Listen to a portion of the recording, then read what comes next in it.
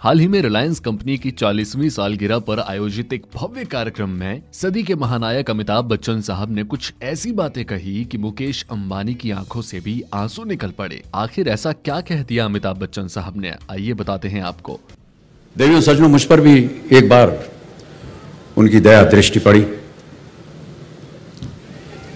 जीवन में एक बार ऐसा दौर आया जब मैं बैंकरप्ट हो गया, दिवालिया हो गया। मेरी बनाई हुई कंपनी घाटे में चली गई, करोड़ों का कर्जा चढ़ गया, मेरा व्यक्तिगत बैंक बैलेंस जीरो यानी शून्य हो गया। कमाई के सब जरिए बंद थे और सरकार की तरफ से घर पर कुर्की के छापे लग गए। ये बात धीरूभाई को पता चली।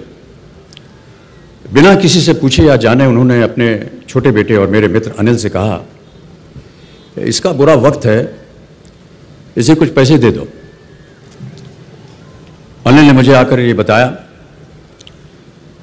देवियों सज्जनों, जितना वो देना चाह रहे थे उससे मेरी सारी दुविधा और परेशानियां खत्म हो जाती।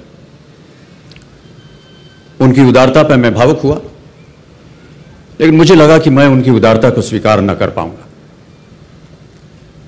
ईश्वर की कृपा रही और कुछ संकट के दिनों के बाद समा बदला, काम मिलना शुरू हुआ और धीरे धीरे मैं अपने सारे कर्जे उतार पाया।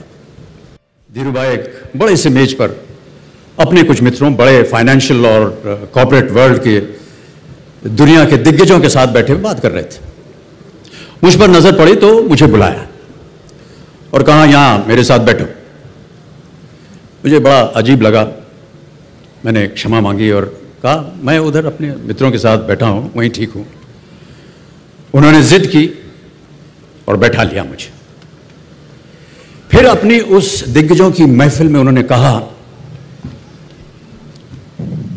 यह लड़का गिर गया था लेकिन अपने बल पर फिर खड़ा हो गया है, मैं इसकी इज्जत करता हूं। Subscribe now and press the bell icon. Never miss an update.